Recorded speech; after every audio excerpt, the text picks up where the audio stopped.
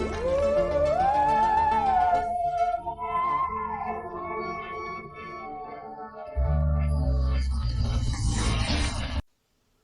Morning and welcome to the Tar education friends. Tar education के daily current affairs class में मैं प्रकाश कुमार आप सभी का स्वागत करता हूं।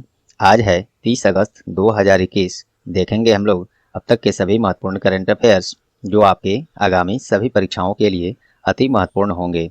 साथ में देखेंगे ज़्यादा से ज़्यादा एक्स्ट्रा फैक्ट्स जो आपको औरों से आगे रखेगा। इस क्लास का PDF आप टार एजुकेशन के वेबसाइट और इन सभी प्लेटफॉर्म से डाउनलोड कर सकते हैं। सभी का लिंक डिस्क्रिप्शन बॉक्स में दिया हुआ है। प्रश्न हिंदी इंग्लिश दोनों में है। आपसे आग्रह है कि क्लास अंत तक अटेंड करें। काफ़ी महत्वपूर्ण प्रश्न आज के क्लास में ज़्यादा से ज़्यादा, क्योंकि 2 डेट का इसमें करंट अफेयर्स है। काफ़ी महत्वपूर्ण प्रश्न सभी एक से एक हैं, तो आप अंत तक क्लास जरूर अटेंड करें, तभी आपको इस क्लास का महत्व पता चलेगा। और यदि क्लास परीक्षा उपयोगी लगे तो प्लीज़ वीडियो को लाइक कर देंगे, ज़्यादा से ज़्यादा शेयर करके टार एजुकेशन का सहयोग कर दें। और चैनल पर आप नए हैं या चैनल को अब तक सब्सक्राइब नहीं किए हैं तो अभी सब्सक्राइब बटन दबा दें, और पहले से सब्सक्राइब कर लिए हैं तो आपका बहुत बहुत धन्यवाद।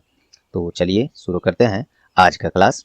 पहला प्रश्न है, recently which state has launched मेरा काम मेरा मान स्कीम फॉर अनएम्प्लॉयड यूथ। हाल ही में बेरोजगार युवाओं के लिए मेरा काम मेरा मान योजना किस राज्य सरकार के द्वारा शुरू किया गया है? सही जवाब है पंजाब। पंजाब सरकार ने राज्य के बेरोजगार युवाओं के कौशल को निखारने के लिए और रोजगार के अन्य अवसर प्रदान करने के लिए मेरा काम मेरा मान योजना लॉन्च किया है। पंजाब का राजधानी चंडीगढ़ है और मुख्यमंत्री कैप्टन अमरिंदर सिंह हैं, और गवर्नर अब BP सिंह बदनौर अब नहीं है, सेवानिवृत्त हो गए हैं। इनके जगह पर एक नए राज्यपाल को अतिरिक्त प्रभार दिया गया है। वो प्रश्न बनकर आज इसी क्लास में नीचे उपलब्ध है, आप बने रहिए, उसको हम लोग देखेंगे। ठीक है, चलिए बाकी ऑप्शन देखिए। पश्चिम बंगाल क्यों न्यूज में है? यहाँ भी एक योजना का शुरुआत हुआ है। क्या नाम है उसका? दुआरे सरकार परियोजना। ये पश्चिम बंगाल सरकार का योजना है, दुआरे सरकार परियोजना। इसके द्वारा क्या होगा? राज्य सरकार द्वारा चलाए जा रहे सभी योजनाओं को जन जन तक, घर घर तक पहुंचाने का काम किया जाएगा, जिससे कोई भी लाभार्थी उस योजना से वंचित न रह पाए। तो ये पश्चिम बंगाल सरकार का है दुआरे सरकार परियोजना। पश्चिम बंगाल का राजधानी कोलकाता। पश्चिम बंगाल का फॉर्मेशन 26 जनवरी 1950 में हुआ था। मुख्यमंत्री ममता जी हैं, और ममता बनर्जी हैं, और राज्यपाल जगदीप धनखड़ हैं। चलिए बाकी ऑप्शन देखिए। तेलंगाना, यहाँ पे हाल ही में दलित बंधु योजना का शुरुआत तेलंगाना में किया गया है। इसके द्वारा राज्य के दलित युवाओं को आय सृजन के काम को बढ़ावा देने के लिए, रोजगार उद्यमशीलता बढ़ावा देने के लिए उनके बीच उनको 10 लाख रुपए की वित्तीय सहायता प्रदान की जाएगी तेलंगाना सरकार के दलित बंधु योजना के द्वारा। तेलंगाना का राजधानी हैदराबाद। तेलंगाना का फॉर्मेशन 2 जून 2014 आंध्र प्रदेश से अलग करके हुआ था। मुख्यमंत्री के चंद्रशेखर राव हैं, और राज्यपाल कौन है वहाँ? तमिलिसाई सौंदरराजन। चलिए लद्दाख क्यों न्यूज में है? तो हाल ही में पानी माह नामक एक अभियान शुरू किया गया है। तो वो शुरू किया गया है लद्दाख में, पानी माह, वाटर मंथ। तो इसमें क्या होगा कि जो अभी देश में अपना केंद्र मिशन जल जीवन मिशन जो जारी है, उसी को बढ़ावा देने के लिए, उसको सफल बनाने के लिए लद्दाख प्रशासन द्वारा पानी माह नामक अभियान शुरू किया गया है। इसमें पानी की महत्व, पानी को बचाने, उसको स्वच्छ रखने, स्वच्छ करके यूज करने, यही सब इसमें बढ़ावा, इससे संबंधित जागरूकता फैलाया जाएगा। चलिए, तो ये ऑप्शन, इस प्रश्न से इतने सारे फैक्ट्स, इतने सारे ऑप्शंस के अंदर भी उतने फैक्ट्स आपको मिले। उम्मीद करता हूँ इस तरह से क्लास आपको पसंद आई होंगी। चलिए अगला प्रश्न देखते हैं। हाल ही में दिल्ली सरकार की पहल एक है, देश का मेंटर, के नहीं है वहाँ, का होगा सही से प्रोनाउंसिएशन, देश का मेंटर। ये इसके लिए किसे अपना ब्रांड एम्बेसडर बनाया है दिल्ली सरकार ने? तो बनाया है सोनू सूद को। काफ़ी काइंड पर्सन है ये, आप लोग देखे भी होंगे। कोविड-19 के कारण जब से लॉकडाउन है तब से इन्होंने कितना सहयोग किया है। कुछ लोग इसमें भी राजनीतिकरण करते हैं, बताते हैं ये किसी राजनीतिक पार्टी के सहयोग से है। अब जो भी हो, पब्लिक के सामने तो ये एक मसीहा बनकर आए हैं, तो उनका तो नाम ही किया जाएगा, बदनाम करने की कोई तो इन्होंने हरकत की नहीं है। तो चलिए, तो इस देश का मेंटर, इस अभियान के लिए दिल्ली सरकार ने इसका ब्रांड एम्बेसडर चुना है सोनू सूद को। क्या होगा देश के मेंटर इस अभियान से? तो कक्षा 1 से 10 तक के विद्यार्थियों को मोटिवेट करने के लिए उनको वैसे लोगों का सहायता लिया जाएगा जो अपने जीवन में अपने किसी विशेष क्षेत्र में अच्छी सफलता हासिल किए हों। वैसे लोगों को रिक्वेस्ट किया जाएगा कि आप इन बच्चों को मोटिवेट करें, जागरूक करें। तो प्रत्येक सप्ताह 10 मिनट वैसे बच्चों को ये सब मोटिवेट करने का काम दिल्ली सरकार देश के मेंटर इस अभियान के तहत करेगी। और इसी अभियान का ब्रांड एम्बेसडर सोनू सूद बनाए गए हैं। दिल्ली का मुख्यमंत्री वही हैं, अरविंद केजरीवाल, और राज्यपाल उपराज्यपाल केंद्र शासित प्रदेश है तो उपराज्यपाल अनिल बैजल हैं। चलिए, हाल ही में दिल्ली पुलिस के नए कमिश्नर बनाए गए हैं। बहुत काफ़ी ज़्यादा दिन काफ़ी नज़दीक का ही प्रश्न है ये, तो उम्मीद करता हूँ आप लोग को अब तक याद होगा। चलिए कमेंट में इसको ज़रूर बताएं। अगर जो भूल चुके हों तो वो सर्च कर लेंगे टार एजुकेशन पर भी या गूगल पर, जहाँ से भी हो, और कमेंट में ज़रूर बताएं। बाकी ऑप्शन देखिए, मीराबाई चानू ये क्यों न्यूज़ में है? तो मीराबाई चानू अभी जो टोक्यो ओलंपिक 2020 इस वर्ष 2021 में किया गया है जापान के टोक्यो में, उसमें भारत की तरफ से रजत पदक इन्होंने हासिल किया था और भारोत्तोलन में इन्होंने रजत पदक हासिल किया था। और तो इनके सम्मान तो है ही, रजत पदक हो या कांस्य पदक हो या स्वर्ण पदक हो, ओलंपिक में काफ़ी बहुत बड़ा बात है कांस्य पदक भी जीतना उसमें, तो वो तो है ही। अब इनको क्या किया है, एक कंपनी है एमवे इंडिया, आइए इसको टेक्स्ट फॉर्म में देख लेते हैं, ज़्यादा बेहतर समझ में आएगा। देखिए, एमवे इंडिया एक कंपनी है, ये स्वास्थ्य और सौंदर्य संबंधी उत्पाद का उत्पादन करता है। इसी कंपनी ने मीराबाई चानू जो रजत पदक जीते हैं भारत की तरफ से टोक्यो ओलंपिक इस बार जो हुआ है उसमें, तो एमवे इंडिया कंपनी जो है अपना ब्रांड एम्बेसडर बनाया है मीराबाई चानू को। ठीक है, और मीराबाई चानू भारोत्तोलन से संबंधित हैं। चलिए, बाकी ऑप्शन है राजकुमार राव, एक कंपनी है री कमर्स मार्केट प्लेस कंपनी, कैसीफाई उस कंपनी का नाम है, वो भी यहाँ देखिए। कैसीफाई एक कंपनी है जो क्या करता है, ये जो है प्रयोग किए जा चुके पुराने स्मार्टफोन्स हुए, कुछ इलेक्ट्रॉनिक्स गैजेट्स हुए, उसको फिर से बनाकर या खरीद कर किसी से कम दाम पर, फिर उसको उसी में थोड़ी सी वो अपनी प्रॉफिट रख के अन्य लोगों को सेल करता है, जिससे कि जो लोग नए इलेक्ट्रिक गैजेट्स और स्मार्टफोन नहीं ले सकते हैं वो कम दाम पर भी यहाँ से ले सकते हैं। तो एक अच्छी है पहल इस कंपनी का, कैसीफाई। तो यही कंपनी कैसीफाई ने अपना ब्रांड एम्बेसडर राजकुमार राव को बनाया है। राजकुमार राव का मूवी एक है, यदि आप लोगों को कभी मूवी देखना हो तो ये नहीं कि देखना ही है, देखना हो तो कभी देखिए भी, तो कुछ ऐसा देखिए जिससे कि आपको कुछ मोटिवेशन मिले, कुछ जोश मिले, जागरूक हों। तो एक इनका मूवी है शादी में ज़रूर आना, वो हमको लगता है जो लोग कमीशन लेवल का तैयारी करते हैं, यूपीएससी, बीपीएससी, एमपीएससी, जेपीएससी वगैरह, यूपीपीएससी, तो वे लोग उस मूवी को ज़रूर देखे होंगे। अगर आप लोग देख लेते हैं तो मैं उम्मीद करता हूँ, मैं जितना यहाँ कहूँगा उससे कहीं ज़्यादा आप लोग को जोश भर देगा ये मूवी। तो अगर कभी देखना हो मूवी तो वो मूवी ज़रूर देखें, शादी में ज़रूर आना। मैं इसको प्रमोट नहीं कर रहा हूँ यारो। चलिए अगला ऑप्शन देखते हैं, जसप्रीत बुमराह ये कौन है? ये अपने जाने माने बॉलर हैं भारतीय क्रिकेट टीम में। इनको हाल ही में एक कंपनी बनाई है अपना वन प्लस, जो मोबाइल हम लोग यूज करते हैं आप लोग, वन प्लस का अन्य भी बहुत चीज़ बनता है, जैसे उसका वियरेबल कैटेगरी, वॉच हो गया, हैंगर हो गया, बहुत कुछ आता है पहनने योग्य भी वन प्लस कंपनी का। तो उस कैटेगरी में वन प्लस कंपनी जो है अपना ब्रांड एम्बेसडर हम लोग के जाने माने बॉलर के भारतीय क्रिकेट टीम के जसप्रीत बुमराह को ब्रांड एम्बेसडर अपना बनाया है। तो ये सभी रहे इस ऑप्शन से। दूसरे प्रश्न से ऑप्शन अगला है, हाल ही में किस खिलाड़ी के नाम पर पुणे के आर्मी स्पोर्ट्स इंस्टीट्यूट में एक नए स्टेडियम का उद्घाटन किया गया है? ये किया गया है नीरज चोपड़ा। नीरज चोपड़ा को इस समय कौन नहीं जानता भला।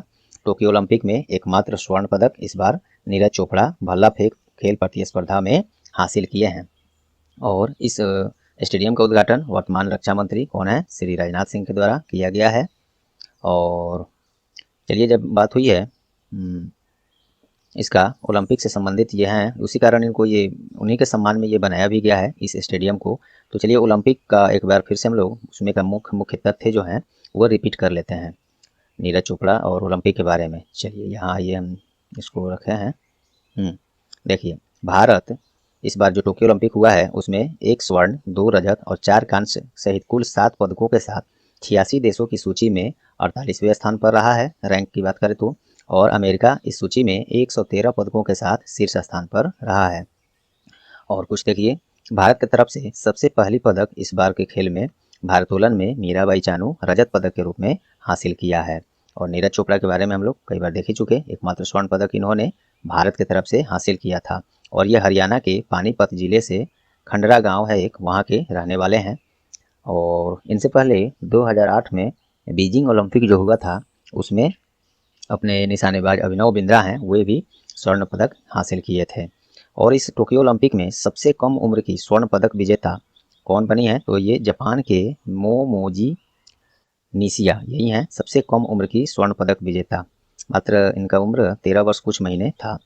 चलिए, और एक चीज़ है जिसका आयोजन 23 से 8 अगस्त 2021 तक जापान के टोक्यो में किया गया था। तो क्विक रिवीजन कर लिए हम लोग टोक्यो ओलंपिक से संबंधित। आपको प्रश्न कोई आते भी हैं तो इससे बाहर नहीं आएगा। कुछ और देख लेते हैं इसमें। ओलंपिक का आयोजन कौन कराता है? IOC अर्थात इंटरनेशनल ओलंपिक कमेटी कराता है और इसका स्थापना 23 जून 1894 में हेडक्वार्टर लॉजेन स्विट्जरलैंड में है और प्रेसिडेंट थॉमस बाक हैं। चलिए, तो ये सब क्विक रिवीजन हो गया। आइए बाकी ऑप्शन देखिए। प्रमोद भगत, ये क्यों न्यूज में है? तो दिव्यांग स्पोर्ट्समैन ऑफ द ईयर 2019 इस बार अभी दिया गया है। तो किसे दिया गया है? तो वो प्रमोद भगत को दिया गया है। कौन सा? दिव्यांग स्पोर्ट्समैन ऑफ द ईयर 2019, ये प्रमोद भगत को दिया गया है। और प्रमोद भगत विश्व के नंबर 1 दिव्यांग बैडमिंटन खिलाड़ी हैं, अपने भारत के हैं। अच्छी बात है, गर्व की बात है ये। बाला देवी क्यों न्यूज में है? तो महिला वर्ग में AIFF का फुटबॉलर ऑफ द ईयर किसे चुना गया है? तो यही बाला देवी को। बाला देवी फुटबॉलर हैं भारतीय। AIFF, इसको देखिए टेक्स्ट फॉर्म में देख लीजिए, कन्फ्यूजन नहीं रहेगा। इसमें आपको यहाँ है Bala Devi, AIFF footballer of the year Bala Devi को चुना गया है। पुरुष वर्ग में इसी प्रतिस्पर्धा में देखें AIFF footballer of the year पुरुष वर्ग में, तो ये चुना गया है संदेश झिंगन को। AIFF का मतलब ऑल इंडिया फुटबॉल फेडरेशन होता है। और प्रमोद भगत के बारे में हम लोग यही है, दिव्यांग sportsman of the year 2019 Pramod Bhagat को। और ये विश्व के नंबर 1 दिव्यांग बैडमिंटन खिलाड़ी हैं और भारतीय हैं, तो जय हो। चलिए, क्रिस्टियानो रोनाल्डो ये क्यों न्यूज में रहे हैं? तो इनको यूरोपीय चैंपियनशिप गोल्डन बूट पुरस्कार किसे दिया गया है? तो क्रिस्टियानो रोनाल्डो को। क्रिस्टियानो रोनाल्डो कहाँ के हैं? तो पुर्तगाल के प्रसिद्ध फुटबॉल खिलाड़ी हैं। ये सब भी पूछा जाता है, ध्यान देंगे। दोस्तों, आज 2 दिनों का प्रश्न है इसमें, तो नंबर ऑफ क्वेश्चन ज़्यादा हैं, तो हम लोग MCQs यहीं तक देखे हैं। अब यहाँ से स्टैटिक्स, एक्स्ट्रा फैक्ट्स, इन सभी के साथ सभी प्रश्न हम लोग वन लाइनर फॉर्म में देखेंगे। और आप बने रहें, एक से एक बहुत महत्वपूर्ण प्रश्न आज के क्लास में है, तो आप बने रहें। चलिए यहाँ से देखते हैं। हाल ही में मिशन वात्सल्य किस राज्य के द्वारा शुरू किया गया है? तो वो महाराष्ट्र के द्वारा मिशन वात्सल्य। कोविड-19 के कारण असहाय हुई महिलाओं की सहायता के लिए महाराष्ट्र सरकार ने मिशन वात्सल्य शुरू किया है। इसमें क्या होगा? तो विभिन्न योजनाओं के तहत इनको लाभ पहुंचाया जाएगा। जैसे पहले से राज्य में संजय गांधी निराधार योजना, घर कुल योजना, ये सब चल रहे हैं। इन्हीं सभी के तहत उन्हें वैसी महिलाओं को लाभ पहुंचाया जाएगा। महाराष्ट्र का राजधानी मुंबई है। फॉर्मेशन 1 मई 1960 में। मुख्यमंत्री उद्धव ठाकरे हैं और राज्यपाल भगत सिंह कोश्यारी हैं। चलिए नेक्स्ट। हाल ही में महिला अधिकारिता पर पहले G20 मंत्री स्तरीय सम्मेलन का आयोजन कहाँ किया जा रहा है? तो इटली में। ये G20 मंत्री स्तरीय सम्मेलन है महिला अधिकारिता अर्थात वुमेन एम्पावरमेंट पर, तो ये हो रहा है इटली के रोम में हो रहा है। और इटली का एक जगह है संता मार्गरीटा लीगो, यहीं पे यह आयोजन किया गया है। और भारत से प्रतिनिधित्व किसने किया था? तो अभी वर्तमान केंद्रीय महिला एवं बाल विकास मंत्री स्मृति जुबिन ईरानी हैं, इन्हीं के द्वारा किया जा रहा है। इटली का राजधानी, इटली में जब हो रहा है तो इटली का राजधानी रोम, करेंसी इटालियन लीरा, प्रधानमंत्री मारियो द्रागी। हाल ही में स्टॉप टीबी पार्टनरशिप बोर्ड के अध्यक्ष के रूप में किसे नियुक्त किया गया है? मनसुख मंडाविया को। मनसुख मंडाविया भारत में वर्तमान में केंद्रीय स्वास्थ्य और परिवार कल्याण मंत्री हैं। इन्हीं को स्टॉप टीबी पार्टनरशिप बोर्ड का अध्यक्ष बनाया गया है। भारत सरकार 2025 तक टीबी को समाप्त करने का लक्ष्य रखा है। ये टारगेट भी ईयर पूछा जाता है, ध्यान देंगे। जबकि संयुक्त राष्ट्र इस टारगेट को पूरा करने के लिए 2030 का लक्ष्य रखा है टीबी समाप्त करने के लिए। यूनाइटेड नेशन की बात हो रही है तो उसकी भी देख लेते हैं। स्थापना 24 अक्टूबर 1945। हेडक्वार्टर इसका मुख्यालय न्यूयॉर्क है। सेक्रेटरी जनरल महासचिव कौन है? Antonio Guterres. और इनका कार्यकाल हाल ही में बढ़ाया गया है। नेक्स्ट। हाल ही में किसे राष्ट्रीय खाद्य सुरक्षा अभियान का प्रबंध निदेशक बनाया गया है? ये प्रमोद कुमार मेहरदा को बनाया गया है। NFSM अर्थात नेशनल फूड सिक्योरिटी मिशन, राष्ट्रीय खाद्य सुरक्षा मिशन, इसके प्रबंध निदेशक अर्थात MD प्रमोद कुमार मेहरदा को बनाया गया है। चलिए नेक्स्ट, हाल ही में संपन्न हुए वर्ल्ड एथलेटिक्स अंडर 20 चैंपियनशिप 2021 में भारत का रैंक क्या है? तो यह है 21वां। इसका आयोजन केन्या की राजधानी नैरोबी में किया गया था। भारत 2 रजत 1 कांस्य पदक सहित कुल 3 पदकों के साथ 21वें स्थान पर रहा है और केन्या 21 पदकों के साथ पहले स्थान पर रहा है। ये भी इंपॉर्टेंट प्रश्न है, याद रखेंगे। ब्रिक्स कृषि मंत्रियों के शिखर सम्मेलन की अध्यक्षता किसके द्वारा किया गया है? तो ये नरेंद्र सिंह तोमर। कौन है ये? तो ये वर्तमान में केंद्रीय कृषि कल्याण मंत्री हैं अपने भारत में। और चूंकि ब्रिक्स का अध्यक्षता भी पूरा इंडिया के पास ही है, आई से इंडिया यहाँ पे है, Brazil, Russia, India, China, south Africa, तो ये सीरियली ऐसे ही चलता है।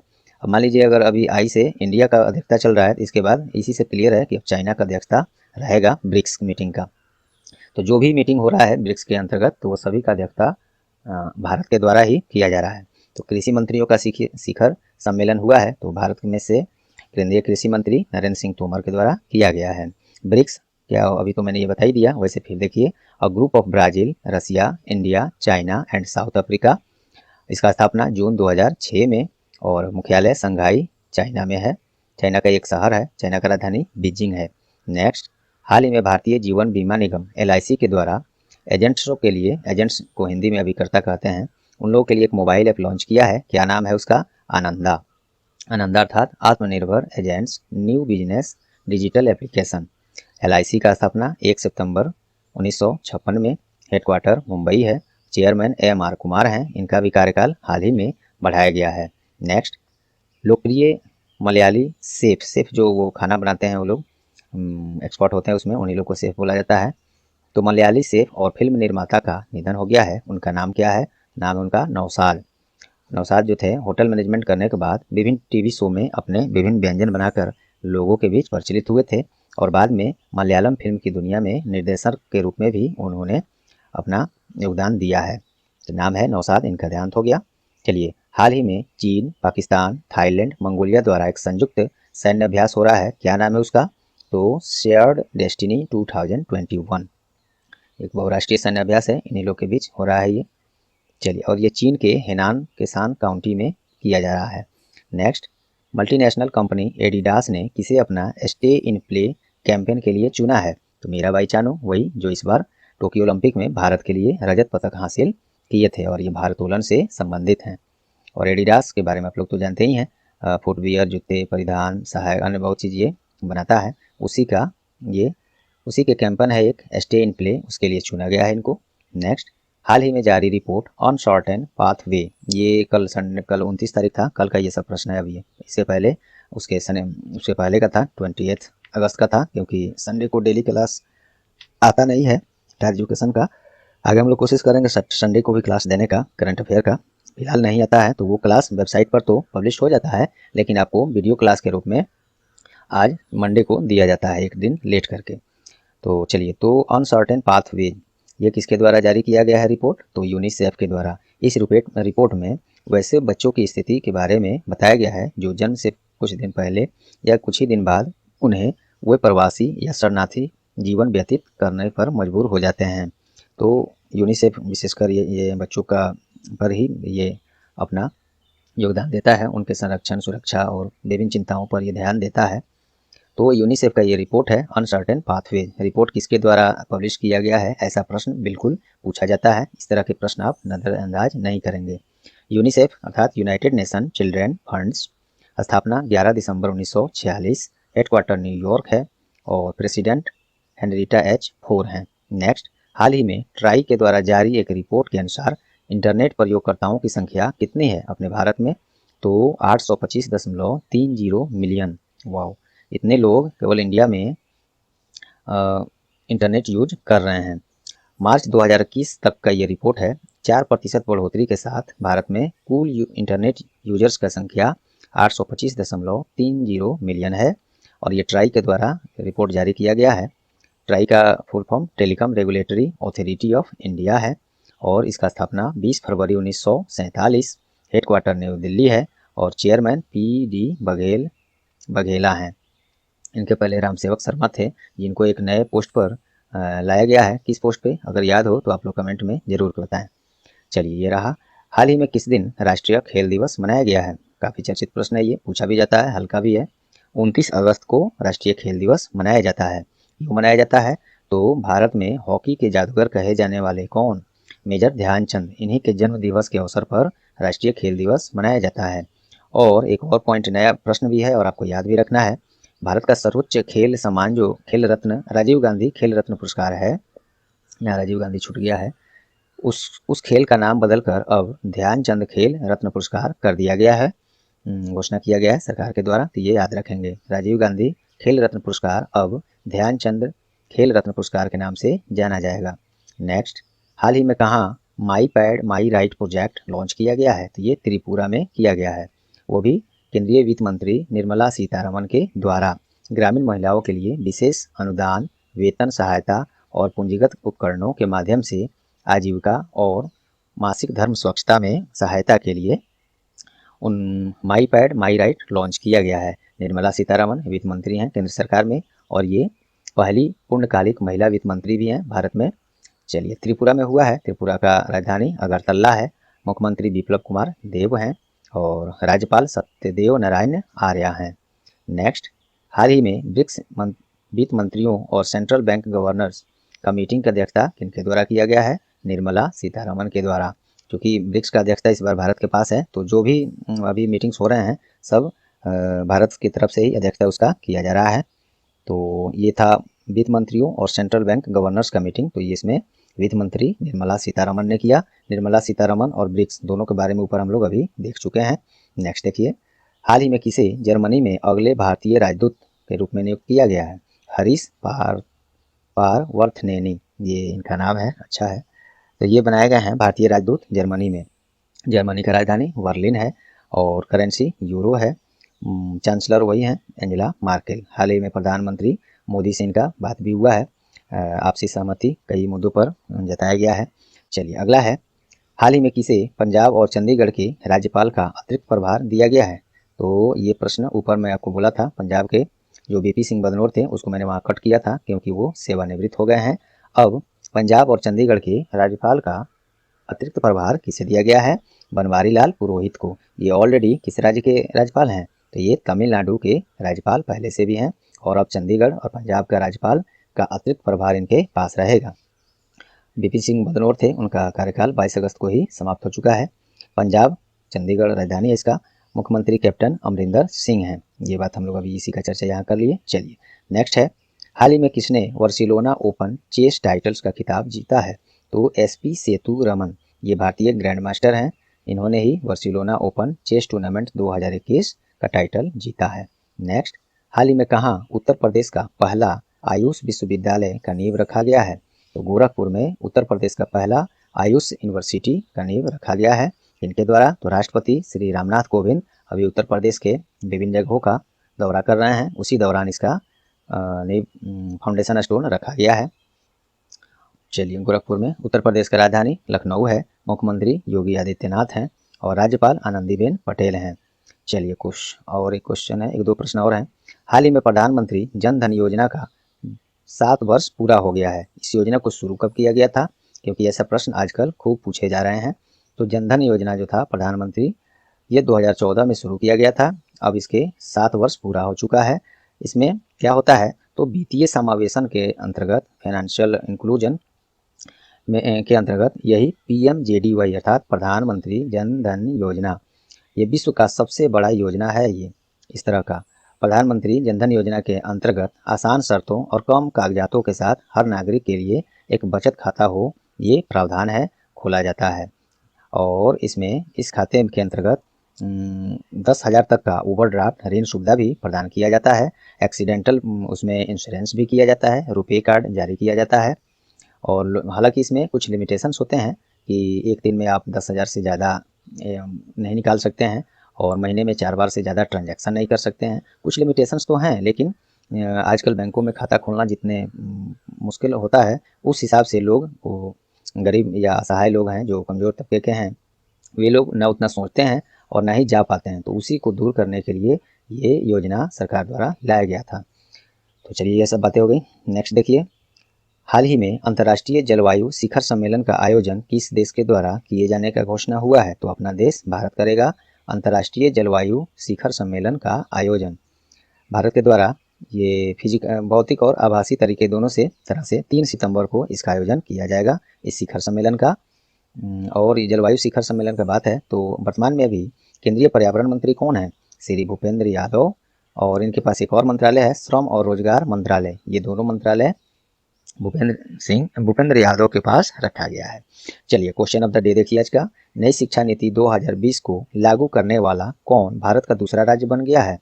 तो पहला राज्य कौन है मैं बता देता हूँ, कर्नाटक है। और दूसरा राज्य कौन बन गया है? ये कल परसों का न्यूज है, कल परसों नहीं उससे भी पहले का, तो हम लोग कर चुके हैं क्लास में। आप इसका जवाब कमेंट में अवश्य दें। पहला राज्य कर्नाटक है और दूसरा राज्य इसका कौन बन गया है वो आपको इसमें से बताना है। तो चलिए दोस्तों, उम्मीद करता हूँ आज का क्लास आपको परीक्षा उपयोगी लगी होंगी। यदि हाँ तो प्लीज़ वीडियो को लाइक कर दें, ज़्यादा से ज़्यादा शेयर करके टार एजुकेशन का प्लीज़ आप लोग सहयोग करें। और चैनल पर आप नए हैं या चैनल को अब तक सब्सक्राइब नहीं किए हैं तो अभी सब्सक्राइब बटन दबा दें, और पहले से सब्सक्राइब कर लिए हैं तो आपका बहुत बहुत धन्यवाद। और साथ में बेल आइकन भी दबा दें जिससे आपको आगे आने वाले सभी महत्वपूर्ण क्लास के नोटिफिकेशन सबसे पहले मिलें। तो चलिए मिलते हैं अगले महत्वपूर्ण क्लास में, तब तक के लिए goodbye, all the best.